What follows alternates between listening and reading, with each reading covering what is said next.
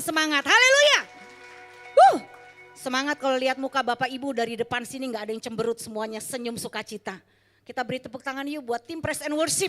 Wah, pemain musik WL Singer yang semangat ya melayani kita. Siapa yang boleh mengalami kasih Tuhan di tengah pujian penyembahan yang kita lakukan hari ini. Amin. Saya percaya saudara kalau kita datang ingin mengalami Tuhan, hati kita benar-benar haus dan lapar akan Tuhan. Kita pulang dari tempat ini mengalami kepuasan yang sejati. Ya, tidak sebanding kalau kita dapat duit banyak, akeh gak sebanding. Karena saya percaya pengalaman kita dengan Tuhan itu sangat indah dan tidak bisa dibayar dengan cien. Betul?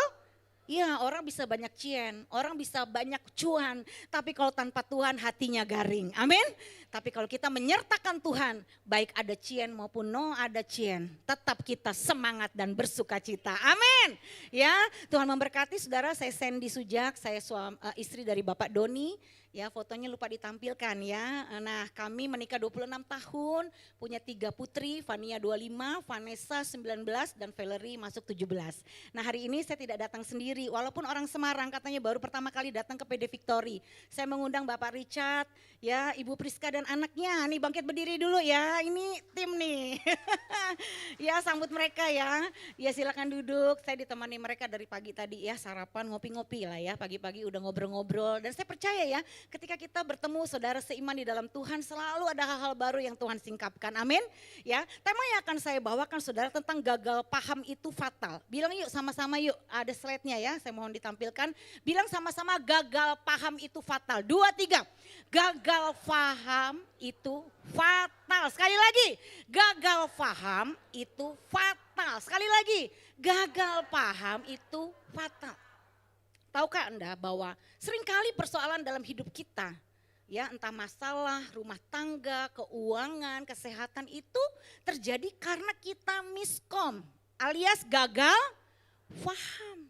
Dan itu akibatnya benar-benar dapat membahayakan. Sebagai contoh ya, tahu 2 teman saya itu divonis dokter, next ya. Itu yang pertama seorang bapak, dia punya penyakit katanya autoimun. Jadi waktu dia datang konseling dengan saya dan suami itu badannya penuh dengan gatal-gatal sampai meleleh gitu loh Bu. Kalau digarukin itu keluar air. Dan dia divonis dokter autoimun sampai bapak ini akhirnya minum obat autoimun 2 tahun. Berapa lama? 2 tahun. Ternyata itu pun tidak sembuh. Udah suntik dan sekali suntik itu juta-juta loh. Ya, dan obat autoimun itu keras. Beliau akhirnya diajak saudaranya untuk check up ke Singapura. Dan Anda tahu di Singapura dinyatakan bukan autoimun. Tapi karena sudah 2 tahun minum obat, efeknya ke ginjalnya saudara sampai saat ini bermasalah. Ya, yang kedua, teman saya seorang ibu, ya itu divonis dokter kanker tulang. Apa penyakitnya? Kanker tulang. Dan dia sudah jalani paket kemo. Ya, saudara tahu ternyata waktu dibawa ke Pineng, ya saudaranya penasaran. Karena waktu itu belum second opinion, jadi saudaranya penasaran dibawalah juga ke Pineng. Ternyata bukan kanker tulang loh. Tidak ada masalah sama sekali dengan tulangnya. Ya, tapi sudah melewati proses kemo. Ya, rambutnya sudah gundul saudara, padahal dia tidak perlu menjalani proses kemo itu karena bukan kanker. Anda lihat dari contoh kasus ini, sering tidak kita melihat ya orang ketika gagal mendiagnosa itu fatal akibatnya. Karena apa? Karena gagal dalam pemahaman. Konon katanya begini, dokter Indonesia itu jago, pinter, tapi lemahnya di diagnosa. Menurut tim medis ya, hasil check and recheck. Ya, walaupun tidak menjamin kalau sudah ke Singapura, sudah ke Pineng, KL ataupun mana negara manapun itu selalu benar. Namanya juga kata dokter ya, kata dokter bisa salah, tapi yang jelas kata Tuhan gak pernah salah. Amin. Jadi yang sakit divonis dokter gak usah takut Bapak Ibu Saudara. Ya, kita masih punya dokter di atas segala dokter. Amin. Lebih percayalah apa kata Tuhan karena Tuhan berkata di kayu salib, oleh bilurku kamu sudah sembuh. Ya, ini sebagai contoh bahwa gagal paham itu fatal. Mengapa saudara? Kita bahas satu persatu. Kita lihat gambar ini ya. Nah, ini dia nih. Ya, di sini kan next ya. Next kan, ya lihat. Mengatasi lemak membandel minumnya Sunlight saudara. Korban iklan, bener? Loh, banyak orang mati korban iklan? Banyak. Teman saya pengusaha emas. Masih muda umur 33. Ya, waduh sukses. Gara-gara pengen kurus langsing, sedot lemak mate Bu. Dehidrasi. Loh ini beneran. Sekarang kan trennya di akhir zaman ini kan orang kan selalu lihatnya sosmed kan. IG, Facebook, TikTok lah. Wah pinter-pinter ibu-ibu nih malah makin umur ya makin jago TikToknya sampai terbang-terbang bisa dia ya. Tapi kadang-kadang jadi korban iklan, betul? Waduh ya. Orang ngomong minum ini bisa lingkar perutnya kecil ngikut. Ke dokter ini. Sebelum makan minum obat 6, setelah makan minum obat 6. Malam minum obat 6, akhirnya overdosis obat. Itulah banyak kan korban iklan seperti itu. Oh kalau mau cantik pakai krem ini. Taunya kremnya pakai mercury. Sa muka hitam kabeh, betul? Nah iya. Kalau gagal paham itu fatal, makanya jadi orang Kristen jangan ikut-ikutan. Bilang kanan kiri, jangan ikut-ikutan. Nanti kamu gagal paham. Ya, kalau gagal paham itu fatal, ya. Mengapa? Karena yang pertama, gagal paham bisa membuat kita binasa. Ini sungguhan, Bu. Ya, baca sama-sama, gagal paham bisa membuat kita binasa. Ya buktinya salah diagnosa bisa mati. Betul? Bisa. Salah minum obat, bisa overdosis obat, akhirnya kemana? Ke jantungnya. Ya kan? Kenapa? Karena miskom, gagal paham. Bangun rumah tangga pun begitu. Ya, kalau kita dengar sembarang nasihat orang, apalagi itu nasihat orang fasik, kita bisa bercerai, saudara. Ya, nggak selalu masalah perceraian dalam rumah tangga itu masalah perselingkuhan, tidak selalu. Ya, bahkan percekcokan yang sangat sederhana. Di Amerika, saya dan papa saya melayani sepasang suami istri yang itu pemicu ributnya gara-gara tisu. Mereka lulusan PhD Amerika, ya sekali lagi lulusan PhD Amerika. Tapi berantem terus, suami buka cek, istri buka cok gara-gara tisu. Fatal akibatnya, waktu konseling udah kita kita kerja capek, banyak tuntutan, apa-apa kerja sendiri. Kalau di Amerika kan gaji pembantu berat ya, jadi mereka kerja sendiri ribut. Emang kenapa sih Pak? Ini loh suami saya, istri saya saling menyerang, bikin saya kesel. Kenapa memangnya? Kalau si bapak suaminya, kalau ngambil tisu tuh loh, tisu gulung tuh loh dalam toilet tuh yang sor ke depan gini loh, sor. Nah kalau istri yang ke belakang, ser. Tahu kan kalau tisu gulung ada yang ke depan.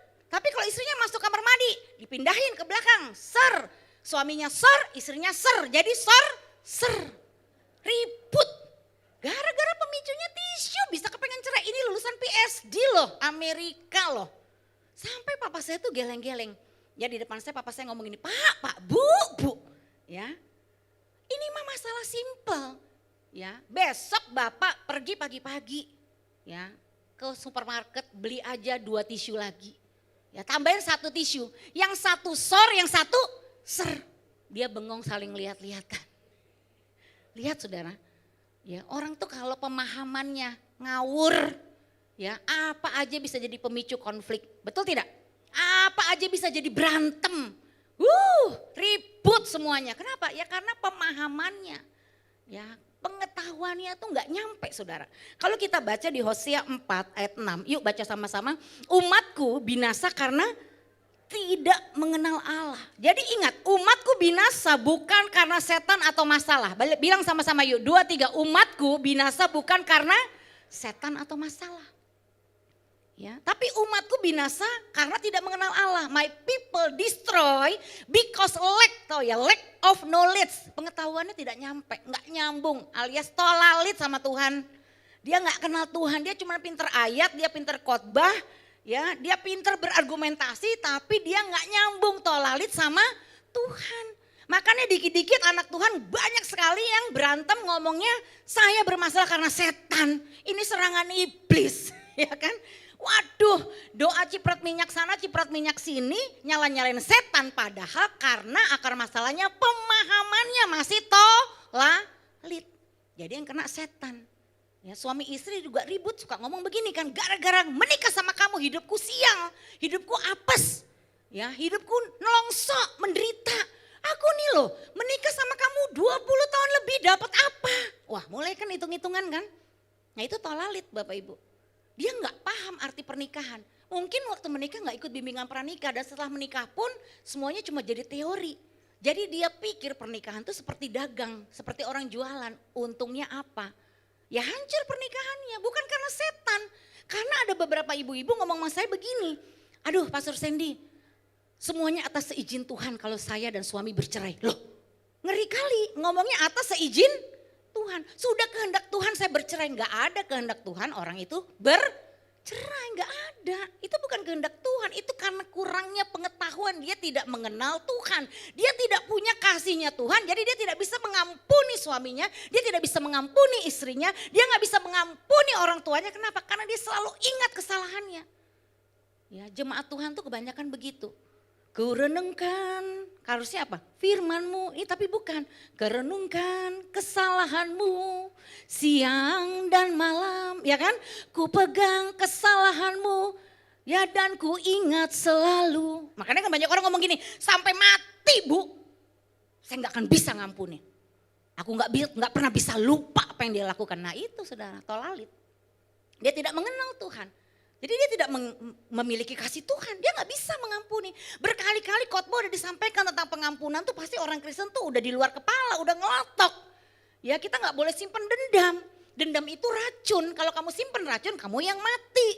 Orang Kristen tuh udah tahu firman Tuhan tentang pengampunan. Tetapi hanya di mulut mereka mengatakan bahwa mereka sudah mengampuni. Tapi yang namanya kesalahan itu tetap aja, bahkan ya banyak orang kan gak bisa moving kan, gak bisa move on. Dia selalu ingat lagi. Ini kejadian ini Bu, udah sekian kali loh. Saya udah maafkan loh berkali-kali. Nah disitulah akhirnya tolalit saudara. Dipikir gini Bu, kalau kasih Tuhan itu memang tiada batasnya. Tapi kalau kasih saya manusia ada batasnya. Dia bisa ngomong begitu. Kalau yang namanya sabar itu ada batasnya kata dia begitu. Karena saya bukan Tuhan. Loh iya Bu, siapa yang bilang ibu itu Tuhan, saya bilang kan. Ya, tetapi yang namanya kasih itu sabar artinya apa? Long suffering. Ya long, memang gak ada batasnya. Kalau kita hidup dengan pengertian kasih berdasarkan kasih manusia memang ada batasnya dan sampai mati pun kita gak akan bisa ampunin kesalahan siapapun. Itulah kasih manusia. Makanya kalau kita mengenal Tuhan, kita melihat dan mengenal kasih itu bukan dari sudut pandangnya kita lagi, bukan pakai perasaan kita.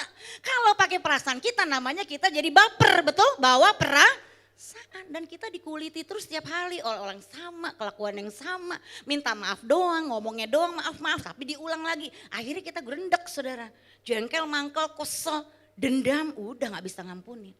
Tapi beda dengan orang yang mengalami kasih Tuhan. Ya, saya bersyukur mama saya walaupun latar belakang muslim, dia akhirnya ambil keputusan untuk mengenal Tuhan. Jadi waktu pernikahan ketiga papa saya sudah jatuh perselingkuhan. Dan wanita yang selingkuh pertama kali sama papa saya adalah perempuan yang dikenalkan mama saya secara tidak langsung. Jadi dia tuh perempuan itu datang ke kantor mama saya karena waktu itu mama saya bekerja, minta pekerjaan. Ya, tapi karena di kantor mama saya sudah tidak ada lowongan, mama saya baik dong. Oh iya dia butuh pekerjaan, coba aja kamu ke kantor suami saya, kata mama saya begitu. Siapa tahu di kantor suami saya ada lowongan, sesederhana itu.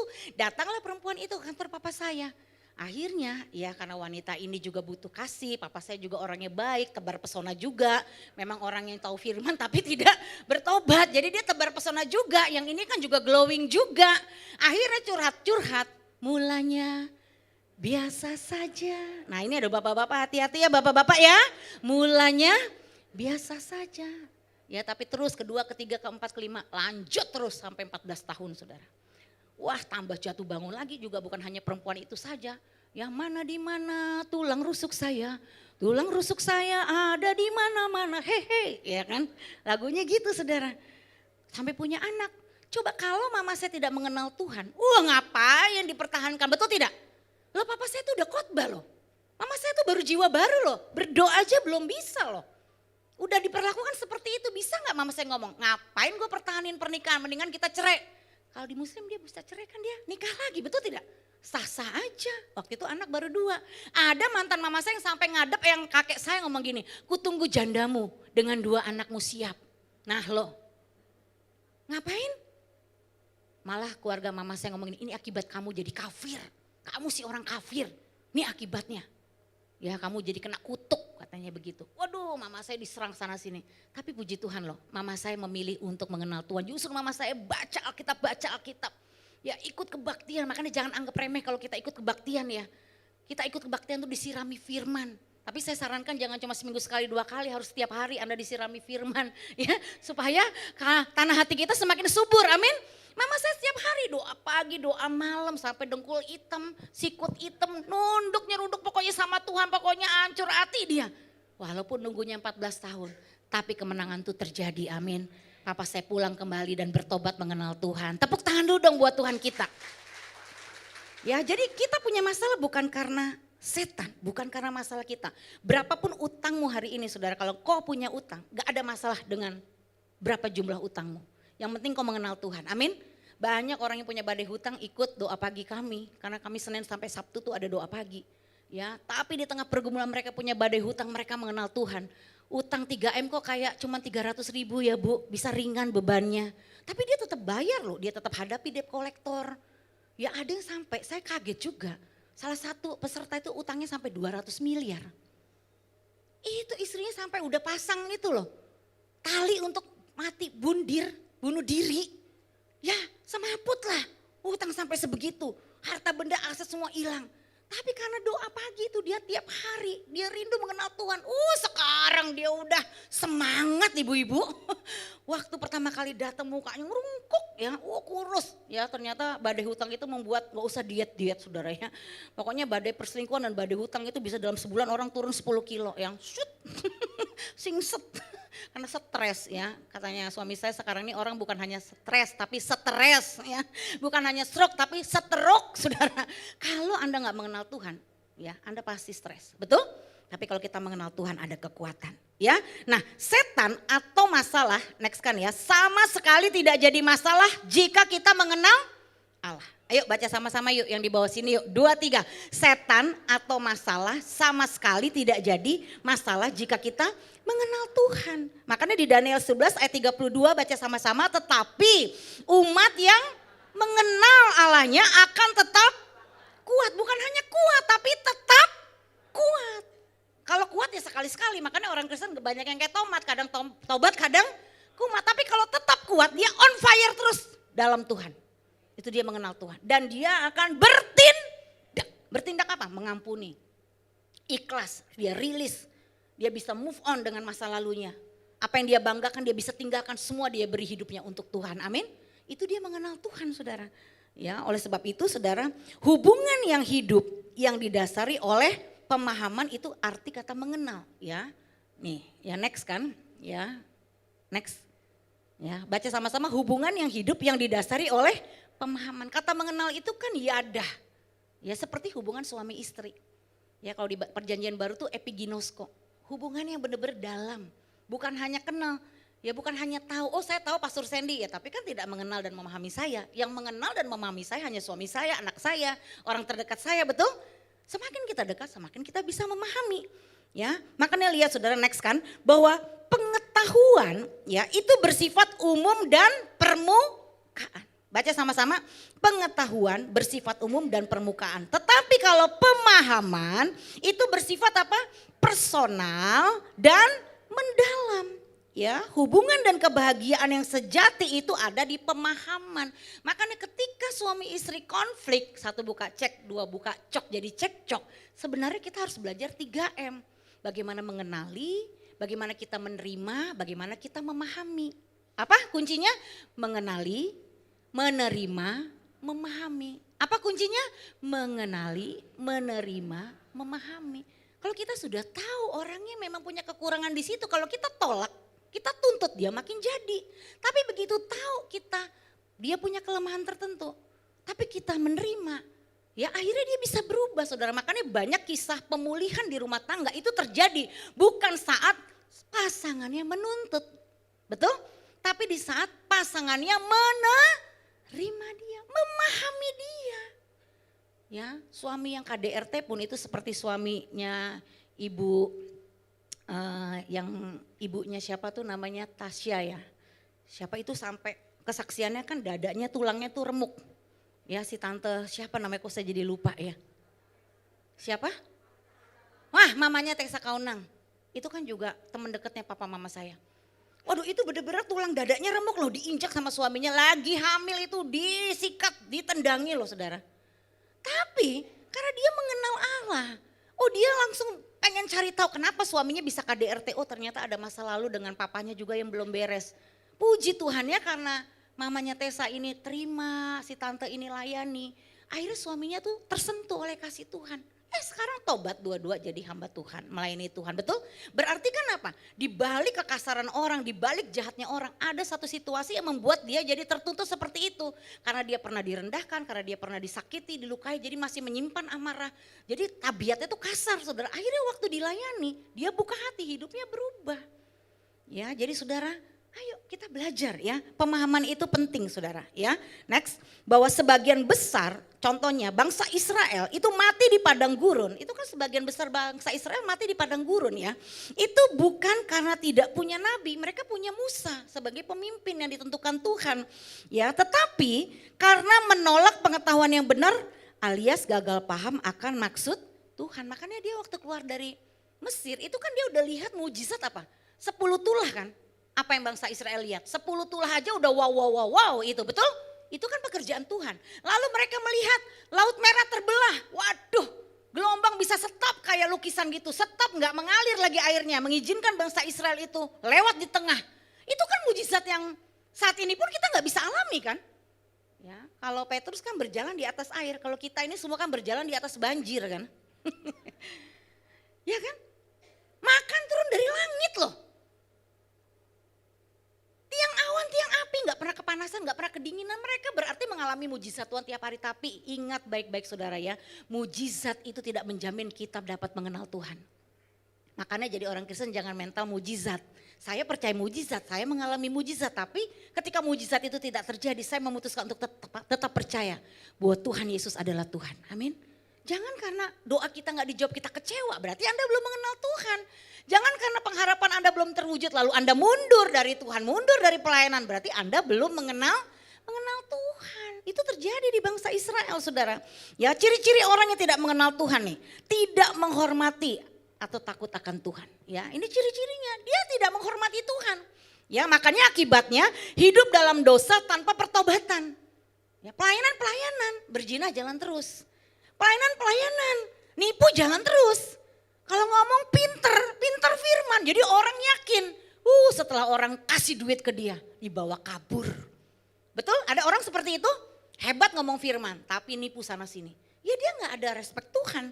Ya kenapa dia tidak mengenal Tuhan saudara? Lalu apa? Tidak memiliki kasih yang sejati. Hidupnya selalu dalam dendam, balas dendam. Lo buat ini, lihat lo ya, gue balas nanti lo. Dan dia akhirnya apa? Pakai nama Tuhan. Ya, untuk melakukan keinginannya, menguntungkan dirinya sendiri saudara. Ya, menolak firman Tuhan. Ya, makanya kalau nasihati orang yang tidak mengenal Tuhan tuh angel, dia tolalit, dia nggak paham saudara. Tapi kalau ngomongin firman hebat, tapi iya di depan doang, di belakang ya lain lagi ceritanya saudara. Itu dia tidak mengenal Tuhan, hidup menurut keinginan daging, terus. Ya pokoknya dia lakukan hanya menyenangkan dirinya. Lalu apa? Tidak berbuah roh, tidak ada buah roh. Kasih, sukacita, damai sejahtera, kesabaran, kemurahan, kebaikan, kesetiaan, kelemah lembutan. Dan penguasaan diri itu nol, gak ada. Ya, jadi saudara jangan melihat rohaninya seseorang dari panggung. Amin. Ini akhir zaman saudara. Orang di dalam panggung ini bisa bersandiwara. Ya banyak bahkan penipuan terjadi itu karena di panggung saudara. Orang udah terhisap dengan wibawanya, karismanya, hebatnya dia bicara ya. Waduh tapi kelakuan hari-harinya nol saudara. Istri atau suaminya atau anaknya aja lihat dia udah enak saudara.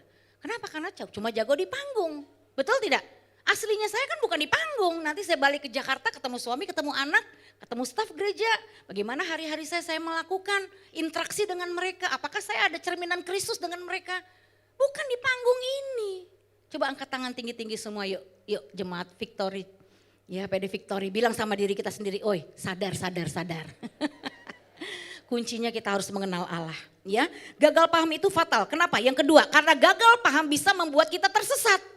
Ya, kita baca di Matius 22 ayat 29. Baca yuk, kamu sesat sebab kamu tidak mengerti kitab suci maupun kuasa Allah. Kebaktiannya rajin. Kegiatan rohaninya rajin, doa paginya rajin. Baca Alkitab, Kejadian, Wahyu udah sering ikut ya yang baca 5 kitab setiap hari. Ada kan grupnya kan? Saya pernah ikut. Makanya terus terbaca tuh pokoknya setiap tahun tembus tuh selalu habis lagi, refleksi lagi, saudara ya di refresh lagi. Tapi itu pun kalau kita tidak tetap berjalan dalam firman, saudara, kita bisa sesat, betul tidak? Lo banyak orang-orang kan yang mengaku di akhir zaman ini sebagai nabinya Tuhan. Pinter bernubuat, menyampaikan pesan-pesan rohani. Memang secara karunia dia bisa dipakai Tuhan. Tapi kalau hatinya tidak bertobat, dia bisa sesat saudara. Anda dan saya ada kemungkinan bisa sesat loh. Betul? Kalau kita keluar sedikit 1% dari firman Tuhan, kita bisa sesat saudara. Nah makanya ini harus hati-hati. Contohnya ya, ini ada gambar next ya. Ini orang kaya, dia nguburin papahnya dengan masukin mobil Rolls Royce ke dalam pemakaman kuburan. Ya, siapa di sini suka lihat, baik dia juga anak Tuhan. Kalau ada yang meninggal di petinya tuh dimasukin benda-benda kesayangannya. Ya, di Jakarta ya jemaat jemaat kami melayat saudara. Dia lihat saudara di peti jenazahnya itu ada tas Hermesnya yang 1,5 miliar, ada jamnya yang 1 miliar ke atas saudara, ada berlian kesukaannya 1 setel dari anting, kalung, cincin. Dimasukinlah ke dalam peti. Sekarang saya mau tanya, gunanya untuk apa itu taruh peti? Nah ini orang sesat begini saudara ya. Dan ini terjadi bukan hanya di luar Tuhan loh. Anak-anak Tuhan pun di peti matinya banyak yang suka bawa benda-benda kesayangannya. Ya, kemarin baru ada seorang ibu yang anaknya meninggal. Langsung tuh guru-gurunya di sekolah Kristen itu ngomong, Bu, kenapa benda-bendanya yang kesayangan Daniel gak dimasukin? Mainannya ke atau jamnya ke atau apa. Lo buat apa kata mamanya? Karena mamanya sudah paham kebenaran. Kamu datang dengan telanjang, kamu pulang pun dengan telanjang. Malah kalau saudara sepupu kita, mereka cuma kain kafan kan. Kita masih mending didandanin makeup artis ya kan.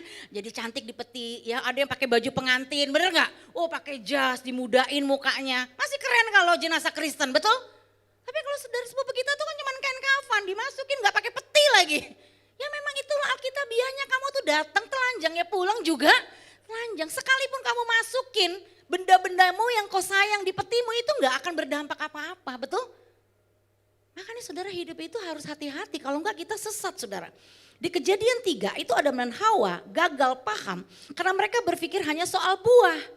Mereka cuma pikirnya nggak boleh loh makan buah pengetahuan yang baik dan yang jahat. Berapa banyak orang Kristen kalau nanya ke pendeta gini, boleh nggak sih Pak Pendeta, Bu Pendeta saya begini.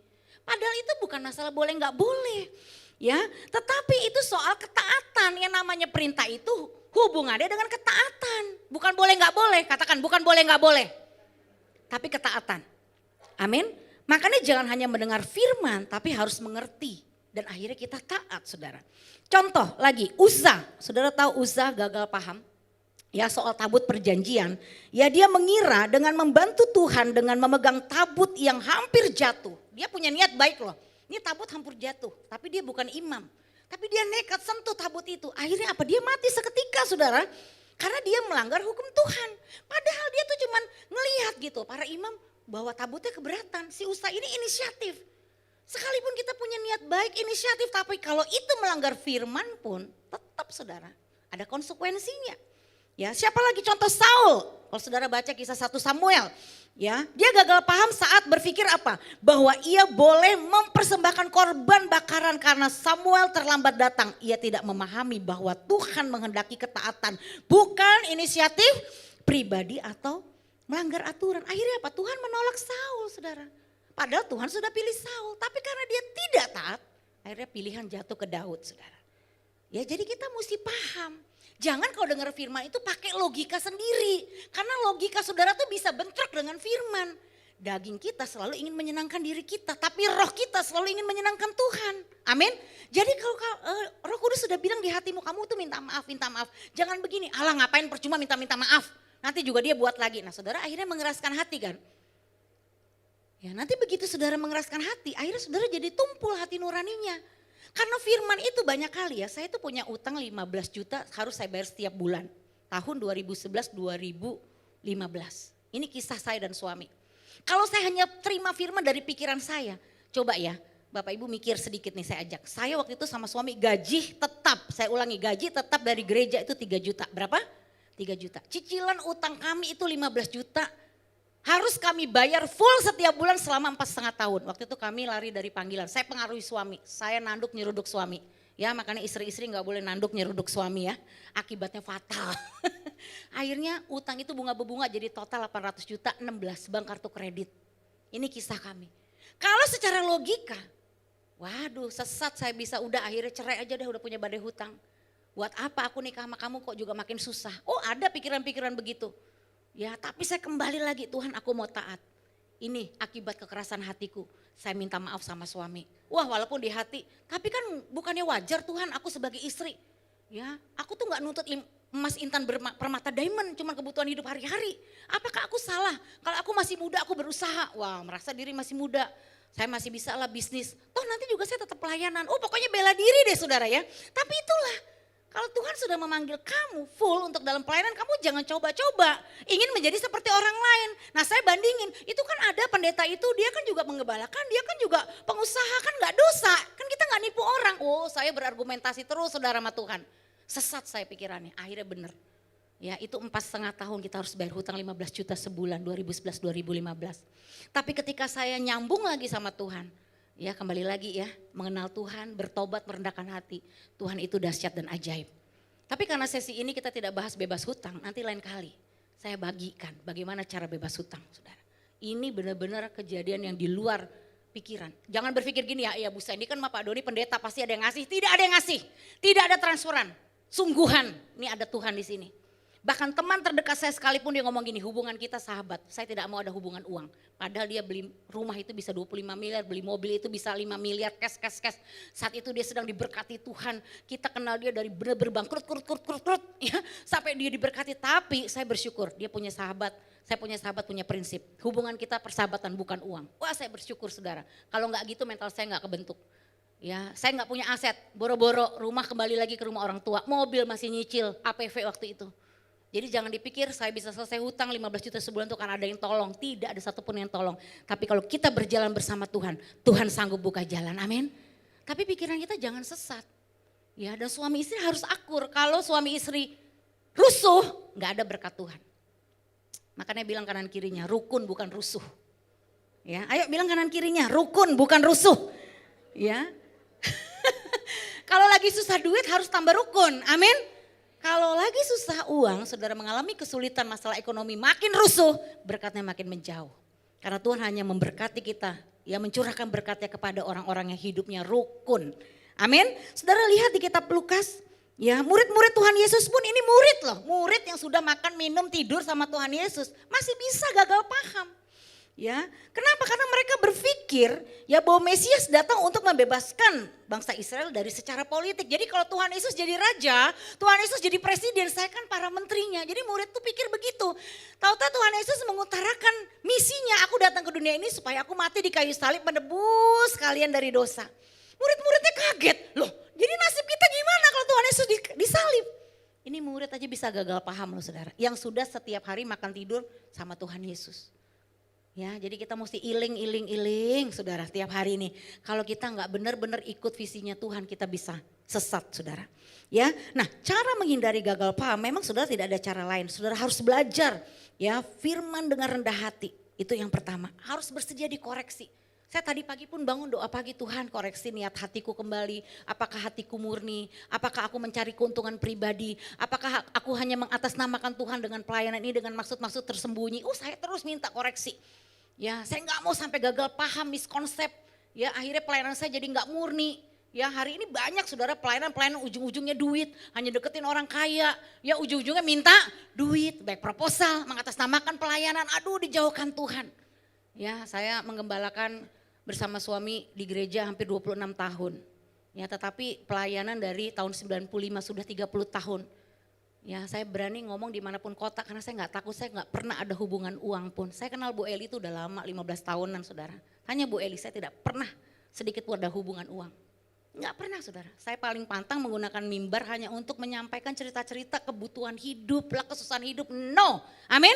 Karena kita melayani Allah yang hidup, amin. Jangan main-main dengan niat hati kita. Kalau kita menyimpang, ujung-ujungnya hanya kepentingan kita, keuntungan kita, rusak hidup kita saudara. Dan kalau mental kita udah jeblok, mental kita udah rusak, karakter kita sudah buruk. Berkat Tuhan secara keuangan mau sebanyak apapun tetap ludes, tetap habis saudara. Oleh sebab itu minta Tuhan mengoreksi hati kita setiap hari. Amin saudara, perbanyak hubungan pribadi dengan Tuhan saudara. Dan kalau saudara ada yang gak paham firman, karena kalau saudara mungkin pengenalan akan Tuhannya kan beda-beda. Ada yang paham, ada yang belum paham kan. Saudara jangan sungkan tanya, Bu maksudnya kepiye? Ya maksudnya opo? Ya makanya penting sekali kan kita ada komunitas yang sehat supaya kita bertumbuh di dalam iman, amin. Jadi kalau nggak ngerti, ya kata orang kan juga paham ya, kalau nggak tahu itu nanya, betul? Daripada salah jalan.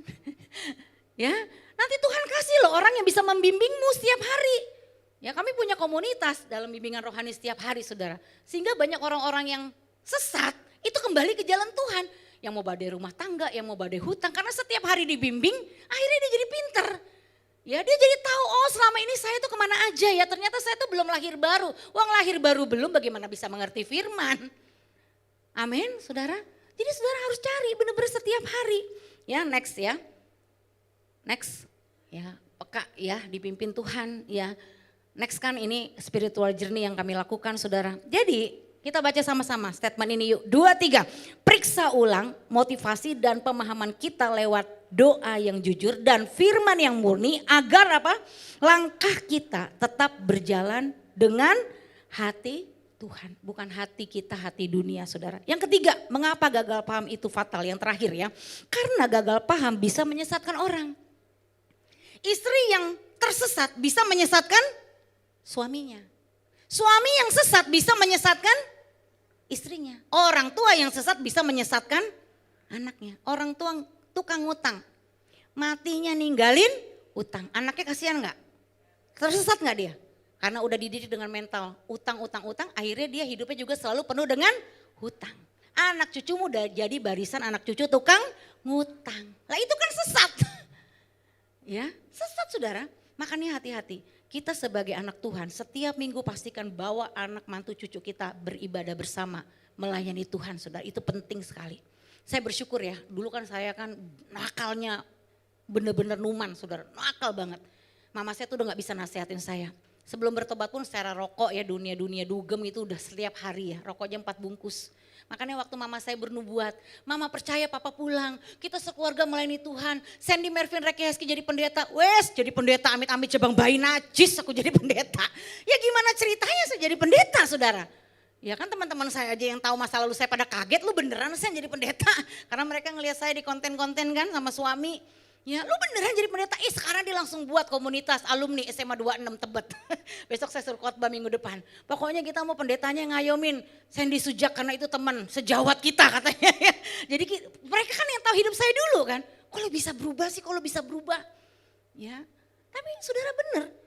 Papa saya tersesat, papa saya bukan papa yang baik. Papa saya papa yang tukang selingkuh. Bahkan ninggalin kami 14 tahun. Tapi begitu dia bertobat, iman kami itu bangkit karena melihat pertobatan dia. Saya perlu waktu 6 tahun loh. Jadi papa saya itu bertobat 89, saya bertobat 95. Tapi di tahun yang sama waktu saya bertobat mengenal Tuhan, itu adik saya 3 cowok langsung mengenal Tuhan. Dan Anda tahu, nubuat yang mama saya sampaikan setiap hari, Sandy Mervin Rekihaski jadi pendeta. Sekarang 4-4-nya jadi pendeta saudara. Ya 2 di Jakarta, 2 di Amerika. Tepuk tangan.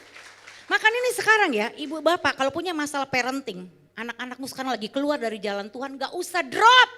Amin. Gak usah down, aduh masa ya anakku ya, aduh udah hancur. Udah narkoba Bu Sandy, udah free sex sekarang udah jadi simpenan. Aduh dia jadi pelakor sekarang malah Bu. Udah tenang aja saya bilang. Yang penting bukan anak kita dulu, amin. Kalau papa mamanya kembali kepada Tuhan, bahkan mama saya dimulai dari mama saya. Mama saya punya komitmen sama Tuhan, akhirnya suaminya bertobat. Mama saya tidak ikut sesat, itu penting, betul? Suami sesat, istri ya jangan ikut sesat, amin. Lo iya dong, masa suami maaf makan tai, kita ikut makan tai. Lo itu kan orang gak cerdas gitu kan, ngikut-ngikut. Lo jangan dong, kalau Anda dengar nasihat udah suami lo selingkuh, lo balas selingkuh. Berarti apa, suami lo makan tai, lo ikut makan tai. Itu kan goblok, kalau orang Jawa bilang. Bukan goblok lagi ya, goblok gitu kan. Loh kita tahu loh dia makan kotoran, itu gak berkenan di hadapan Tuhan. Kenapa kita ikut jalan yang gak benar? Ya itu kan dari situ kita tahu pengenalan kita akan Tuhan tuh sejauh mana. Ya, jadi waktu suami sesat, mama saya tetap bertahan. Kamu boleh tersesat tapi saya tidak mau ikut langkah kamu. Saya tetap ikut Tuhan. Amin. Sehingga mama saya tidak menyesatkan saya. Coba kalau papa saya sesat, selingkuh, mama saya benar-benar cerai dan kawin lagi. Bagaimana nasib saya dan adik saya? Hancur beneran kita sekarang saudara. Betul? Ya hancur lah. Gak ada figurnya. Tuhan memang bisa bekerja pakai anaknya untuk mengenal Tuhan lebih dulu. Tapi itu ceritanya akan beda saudara. Oleh sebab itu Kalau Anda sadar Anda sekarang sudah sesat jalan, jangan teruskan langkahmu. Katakan amin. Jangan teruskan. Kalau bisnismu kotor, maaf, kau masih makan uang haram. Kau tahu apa perbuatanmu itu menipu, menipu dan menipu. Ya, stop dong. Di jemaat ada yang bisnisnya itu sebagai apa? Gesrek visa tuh apa namanya? Gestun. Oh ya, gesrek tunai. Jadi dia buka. Nah, itu kan kalau gestun itu perusahaannya kan mesti perusahaan gelap yang istilahnya tanda kutip ya, dia beli company orang lain atas nama orang lain, nggak jelas.com saudara. And then kan dia memang bunganya lebih rendah dari bank. Ya saya lapor mentor keuangan saya Pak Jono Sudirgo, Pak ini gimana jemaat ada yang bisnisnya begini nih, jadi ngambil untung. Ya sebenarnya sama lah seperti rentenir tanda kutip ya minjemin uang tapi dia berbentuk gesrek kartu kredit. Didobelin saudara. Dan mentor keuangan saya ngomong sama jemaat, ini jalurnya jalur buku hitam. Dan ini tidak bisa kamu wariskan. Puji Tuhan dia manut, dia nurut. Dia sekarang seorang bapak dari gak bisa masak sekarang dia bisa belajar sama mamanya. Jadi jualan soto ayam mama rawon sama gultik gulai tikungan. Loh dia itu kalau yang namanya untung dari gestun itu bisa miliar loh Bu sebulan loh Bu. Beneran. Dan dia harus tinggalkan bisnis yang untungnya miliaran itu gak gampang loh. Karena satu klien dia di Pondok Indah itu showroom mobil itu bisa gesrek 1 miliar. Ya kalau kartunya 5 berapa miliar dia dapat 1,5% aja udah berapa itu. Gak gampang Bu. Kalau kita biasa hidup sesat lalu kembali ke jalan yang benar itu gak gampang. Amin. Tapi kalau jalannya sesat memang harus cepat balik. Ingat pergaulan itu seperti tanah tempat kita menanam. Baca sama-sama. Pilih tanah yang subur agar hidupmu berbuah baik. Makanya jangan sembarang bergaul. Ya, Anda kalau sembarang bergaul gagal saudara, jatuh hancur hidup kita. Karena 1 Korintus 15 ayat 33 baca sama-sama, janganlah kamu sesat. Pergaulan yang buruk merusak kebiasaan yang baik. Bahkan Paulus menegaskan sama jemaat Korintus di 1 Korintus 5 baca sama-sama. Tetapi yang kutuliskan kepada kamu ialah, perhatikan ini, supaya kamu jangan bergaul dengan orang yang sekalipun menyebut dirinya apa? Saudara, yang menyebut dirinya pelayanan. Ya, tapi kalau dia nggak benar, apa nggak benernya? Kalau dia cabul, kalau dia kikir, penyembah berhala, pemfitnah, pemabuk atau penipu. Dengan orang yang demikian janganlah kamu sekali-kali makan bersama mereka. Loh sekali-sekali aja nggak boleh loh saudara. Makanya saya mendapati banyak orang-orang yang jatuh ke pijat plus-plus itu bapak-bapak ngomongnya sama Pak Doni apa. Saya kan cuma doa keliling. Doa keliling kok di panti pijat plus-plus. Ya gitu manusia itu kalau udah kepergok ketahuan pun masih aja pinter buat alasan, betul? Oh saya kan cuma nemenin teman saya cuma ngebir-ngebir biasa kok pastor. Ya awalnya memang biasa, mana aja sih dosa langsung telanjang bugil hubungan seks kecuali dia cewek bayaran, betul gak? Ya semuanya juga dari kissing-kissing, petting-petting, banting-banting, bunting, bener gak? Ya elah, ya kita kan udah di dunia kayak begitu lama aja kita tahu lah. Ya kita harus hati-hati, gak semua temanmu dalam gereja akan mengarahkan saudara ke jalan yang benar loh. Ada teman gereja yang ngajak kita ke jalan sesat. Buktinya mama saya teman-teman pelayanannya tetap menyuruh mama saya cerai dulunya. Oh mereka pelayanan loh. Tapi tetap buat apa Wanda lo buang-buang waktu. Tetap nyaranin begitu. Itu kan anak Tuhan ada yang juga begitu mengarahkan ke jalan yang sesat. Untung mama saya gak pengaruh.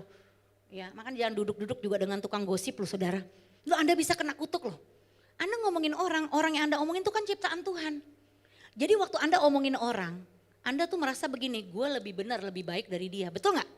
Itu hati-hati, tandanya Anda sombong. Itu namanya kalau bahasa Jawanya takabur. Orang takabur tuh hati-hati. Nanti kejadian di teman kita yang kita omongin, gak lama Anda kaget kejadian di diri Anda. Dan Anda ternyata sifatnya lebih buruk dari teman Anda yang Anda omongin. Itu udah sering kejadian. Saya dulu maki-maki selingkuhan papa saya. Dasar perempuan pelacur, ngerebut suami orang.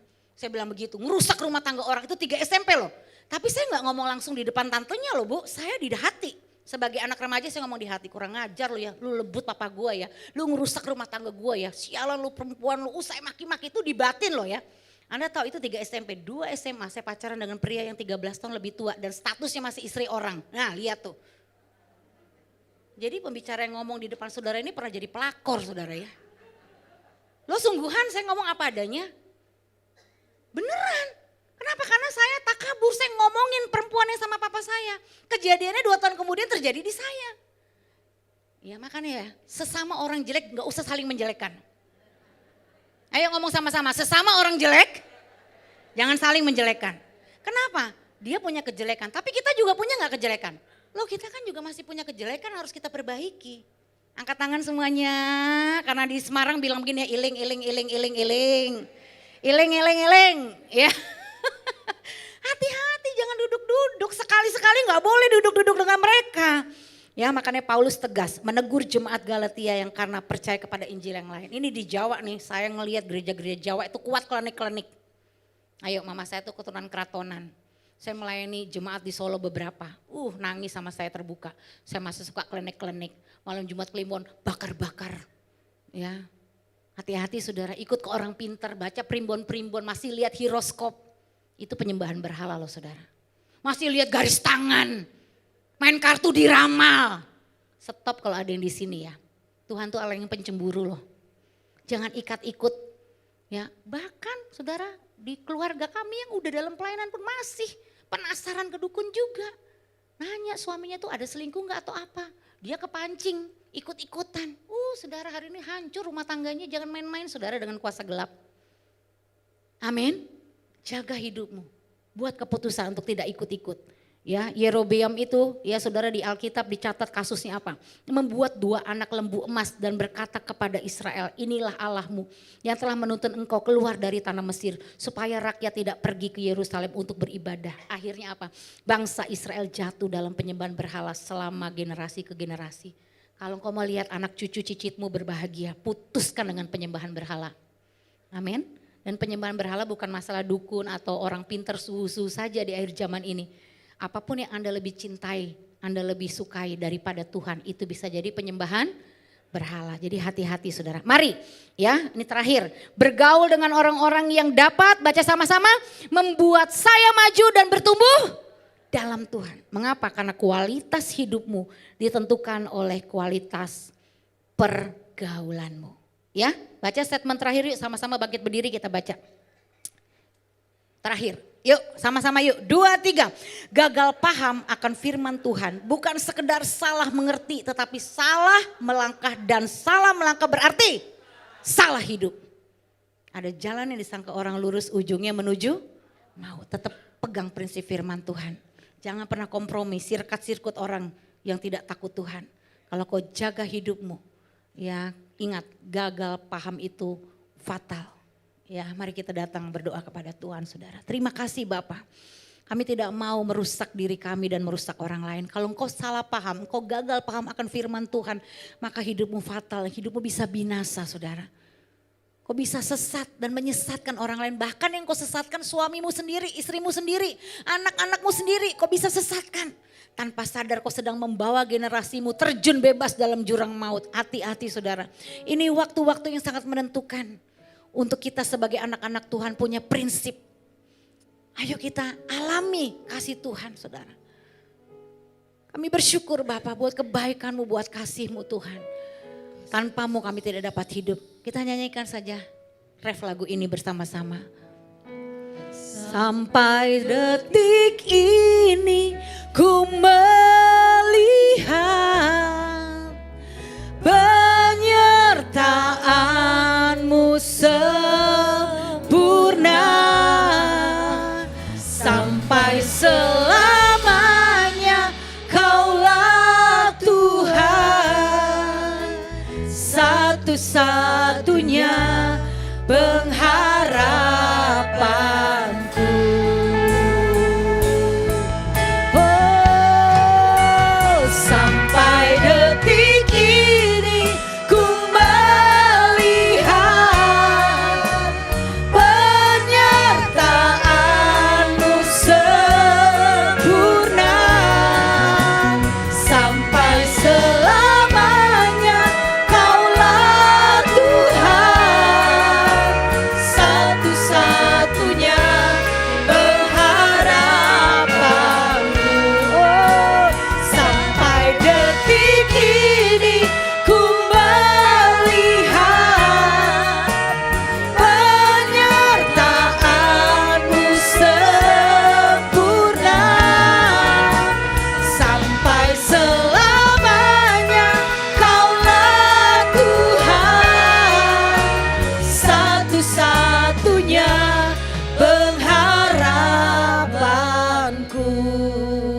poin, kau renungkan apa yang kau dapat dari firman Tuhan hari ini. Bahwa gagal paham itu fatal, saudara. Dan ingat, penyesalan selalu ada di akhir. Saya ingin kita semua di akhir hidup kita tidak ada penyesalan.